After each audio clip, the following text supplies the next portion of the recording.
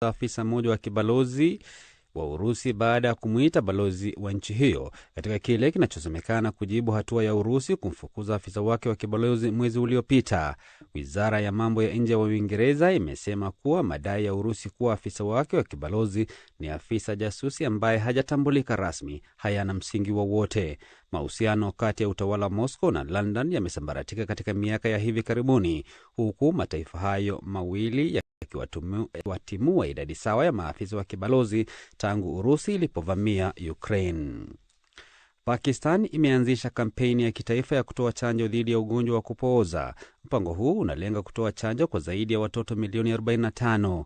Kuanzia wiki ijayo, wahudumu wa afya watatembea katika makazi yote ya watu kutoa chanjo hiyo katika mikoa ya Sindh, Punjab, Balochistan na Khyber. Maelfu ya maafisa wa polisi watatoa ulinzi kwa maafisa hao wa afya. Miaka iliyopita, wahudumu wa afya walishambuliwa na wanamgambo waliojihami ambao walidai kuwa chanjo hiyo ni njama ya mataifa magharibi kuwafanya tasa Waislamu nchini humo. Wizara ya mambo ya nje ya Uingereza imesema kuwa serikali itatoa msaada kwa Ethiopia ili kubuni nafasi zaidi za kazi ili kupunguza raia wake wanaohamia nchini humo kwa njia za kimagendo. Yvette Cooper ambaye yuko ziarani nchini Ethiopia amesaini mkataba utakaotoa msaada wa dola milioni 400 ili kufadhili miradi ya nishati. Amesema kuwa atafanya mazungumzo na utawala wa nchi hiyo kuhusu jinsi ya kushirikiana ili kukabiliana na magenge yanayosafirisha watu na pia kuharakisha mpango wa kuwarejesha nyumbani raia wa Ethiopia walioko nchini Uingereza kinyume cha sheria. Katika kipindi cha miaka miwili iliyopita, takriban 30% ya watu wanaoingia nchini Uingereza kwa kutumia mashua ndogo ndogo ni raia wa mataifa ya Ethiopia, Eritrea, Somalia na Sudan. Rais wa Marekani Donald Trump ametishia kumfungulia mashtaka mshereheshaji wa tuzo ya Grammy Trevor Noah na kuashiria katika vichekesho vyake kuwa Rais Trump alizuru kisiwa kimoja kinachomilikiwa na Jeffrey Epstein ambaye alipatikana na hatia ya unyanyasaji wa kingono. Rais Trump amesema kuwa hajakaribia kisiwa hicho na kumtaja msanii huyo kama mtu asiye na mwelekeo. Amesema kuwa hafla hiyo iliyofanyika jana usiku haikuwa ya kufurahisha kwa watazamaji. Wanamuziki kadhaa walitumia hotuba zao za ushindi kuikashifu utawala wa Rais Donald Trump kutokana na msako wake dhidi ya wahamiaji haramu nchini Marekani. Na polisi nchini Norway imesema kuwa mwanawe wa kiume wa mwanamfalme wa nchi hiyo amekamatwa kwa tuhuma za kumjeruhi mtu, kutoa vitisho na kukiuka agizo la kuzuia kukutana na watu kadhaa, huku akisubiri kesi ya ubakaji inayomkabili ambayo inatarajiwa kusikilizwa baadaye wiki hii. Haijulikani ni lini kosa hilo lilifanyika, lakini Marius Borg Høiby amekanusha mashtaka dhidi yake. Mama yake Princess Mette Marit tayari ameomba msamaha baada ya nyaraka zilizotolewa na serikali ya Marekani kuhusiana na Jeffrey Epstein kuashiria kuwa alikuwa na mahusiano ya karibu na marehemu Epstein ambaye alipatikana na hatia ya unyanyasaji wa kingono. Hii ni BBC. Taarifa ya habari za dunia, msikilizaji, imesomwa na Robert Kipto. Matangazo haya Dira ya Dunia yanasikika kupitia FM nchini Tanzania, tegea sikio kupitia Radio Free Africa, Radio 1 na CGFM. Nchini Kenya ni Gulf Radio, Nyota FM na Milele FM. Uganda ni Voice of Karamoja, Voice of Busoga na Radio Paidha. Ukiwa DRC unaweza kuyasikiliza matangazo haya kupitia Radio Muungano Beni na Lizadel Radio. Yako pia kwenye tovuti yetu bbcswahili.com na kwenye ukurasa wetu wa Facebook BBC News Swahili. Jioni hii uko nami Karorobi nikiwa Nairobi na mwenzangu ni Martha Saranga akiwa kule Dar es Salaam. Kwema huko? Kwema kabisa Robi. Karibu. Asante. Uchunguzi wa BBC Africa Eye kuhusu ushahidi wa kutekwa nyara na kuteswa nchini Tanzania umegundua jina la afisa wa ngazi za juu wa polisi anayedaiwa kuhusishwa na matukio hayo.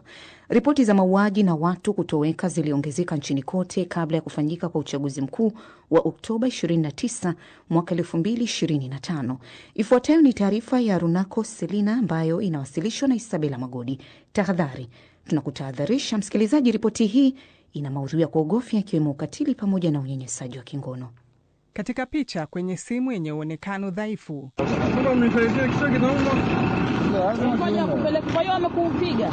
sana miguu imevimba yote. Unawajua walokuteka? Edison nani? Naitwa Edison Makabela. Twitter.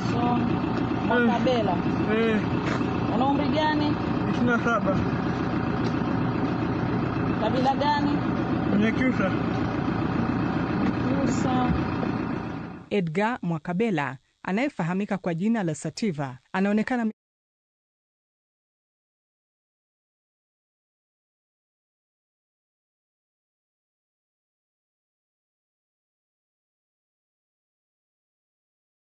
ya Katavi karibu na mpaka wa Tanzania na Jamhuri ya Kidemokrasia ya Kongo. Hii ilikuwa mwezi mwaka 2024. Siku 4 kabla alitekwa alipokuwa jijini Dar es Salaam. They took me to Walinipeleka kwenye kituo cha polisi kinachojulikana kwa jina la Oyster Bay. known as Oyster Bay. Waliomteka walimhoji kwa nini alikuwa akikosoa serikali. They were now starting asking, "Hey Sativa." Sasa walikuwa wanaanza kuuliza, Sativa, kuna mtu mkuu kutoka serikalini anakutafuta. Tuambie ni nini hasa unachofanya. That's exactly what is it are you doing? Baada ya tukio hilo la utekaji, amemtambua mtu mmoja ambaye anaamini kwamba alikuwa akihusika na tukio hilo, Faustin Jackson Mafwele. The first time I saw his picture, Mara ya kwanza nilipoona picha yake nilikuwa nikitetemeka kwa sababu ilirudisha mawazo yangu kwenye siku za mateso. of torture. Mafwele ni kamishna msaidizi wa polisi. BBC Africa Eye imezungumza na waathiriwa wengine 3 ambao pia wanadai alihusika katika kutoweka kwao. Sometimes when I'm quiet, wakati mwingine ninapokuwa kimya na niko peke yangu, kuna huzuni nyingi huja na maumivu mengi. a lot of pain. Huyo anayezungumza ni mwanaharakati wa haki za binadamu wa Kenya, Boniface Mwangi, akiwa amevalia shati nadhifu na amekaa kwenye kochi. We went to Tanzania whole, not broken. Tulienda Tanzania tukiwa wazima bila tatizo, na tukarudi tumevunjika kimwili na kihisia. Physically and emotionally.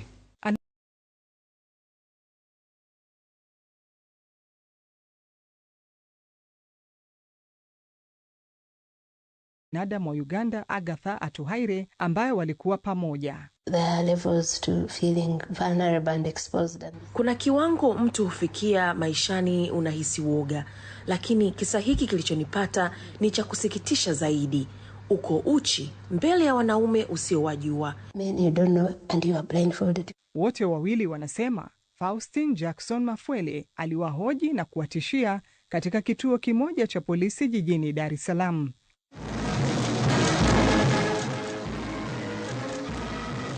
Mnamo Machi mwaka 2021, Samia Suluhu Hassan aliapishwa kuwa rais wa Tanzania. Tangu wakati huo, mwanahabari wa harakati wa haki za binadamu Maria Sarungi Tsehai anasema ameona ongezeko la mashambulizi yanayochochewa na siasa.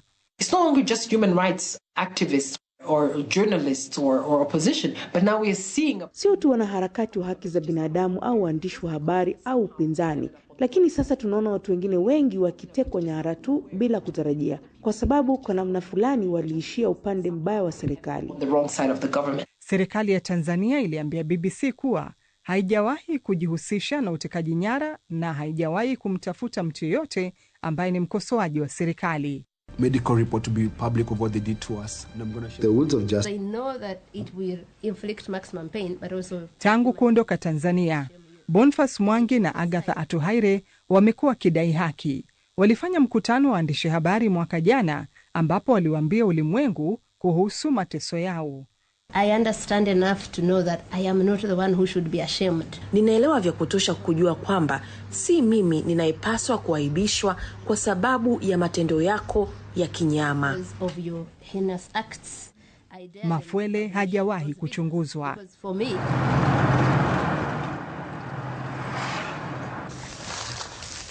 Kwa mwanaharakati Sativa aliyepigwa risasi mdomoni, kovu aliloachwa nalo limekuwa kumbukumbu ya mara kwa mara ya risasi alionusurika. Licha ya kuishi mafichoni, anasema anaishi kwa kuhofia maisha yake mara kwa mara. The time I step my foot in Tanzania is the day I'll be dead.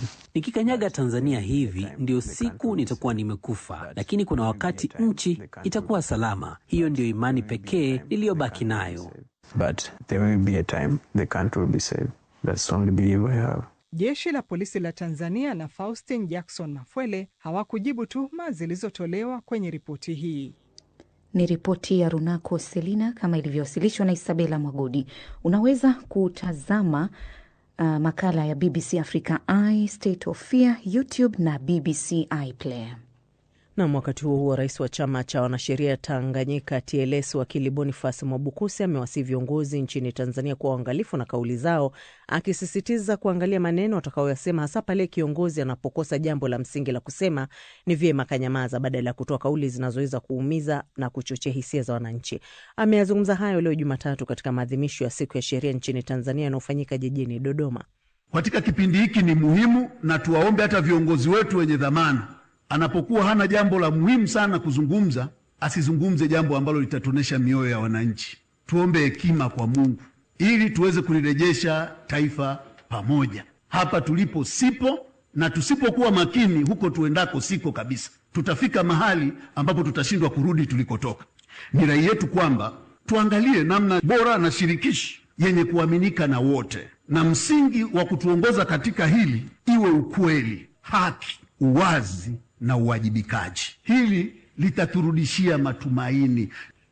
Naye makamu wa rais wa Tanzania Balozi Dr. Emmanuel Nchimbi ameanukuu maneno yaliyosemwa na wakili Boniface Mwabukusi kwamba kuendelea kuzungumzia yalotokea Oktoba 29 mwaka jana wakati wa uchaguzi mkuu nchini Tanzania, na kwamba kufanya hivyo kunatonesha vidonda na hakulitendei haki taifa zima la Tanzania. Namshukuru sana rais wa chama cha wanasheria. Ametuasa viongozi kwamba sio vizuri kuendelea kuzungumzia yaliyojiri tarehe 29 kwa sababu tarehe 29 Oktoba, kwa sababu yanatonesha vidonda na pengine yanaweza pia yasisaidie sana katika mchakato wa haki. Sasa niseme kwanza, nakubaliana naye 100%. Na pili, naongezea pale aliposahau kwamba sio viongozi wa serikali peke yake, na viongozi wa vyama vya siasa, taasisi za kijamii na wanaharakati. Rais ameunda commission ya kufanya inquiry, inaendelea kufanya kazi, kuendelea kuzungumzia kwa viongozi wa serikali, wa taasisi za kijamii, vyama vya siasa, wanaharakati, kuendelea kuongelea nje ya mfumo wa kisheria uliowekwa kwa jambo hili, ni kutolitendea haki taifa letu. Kwa ni muhimu sana kila mtu anayependa Tanzania akubaliane na rais wa chama cha wanasheria kwamba tusitoneshane, tutoe nafasi kwa vyombo vya kisheria kutimiza wajibu wake. Pamoja na yote, uchunguzi kuhusu matukio ya Oktoba 29 unaendelea chini ya tume iliyoundwa na Rais Samia mwishoni mwa mwaka jana. Ni saa 1 kasorobo Afrika Mashariki, saa 12 kasorobo Afrika ya Kati. Habari kuu jioni hii. Uchunguzi wa BBC Africa Eye kuhusu ushahidi wa kutekwa nyara na kuteswa nchini Tanzania umegundua jina la afisa ngazi za juu wa polisi anayedaiwa kuhusishwa na matukio hayo. Rais wa chama cha wanasheria Tanganyika TLS Boniface Mwabukusi awasihi viongozi kuwa waangalifu na kauli zao hadharani. Mwanasiasa wa Uingereza Lord Mandelson ametangaza kujiuzulu kutoka chama cha Labour akisema hata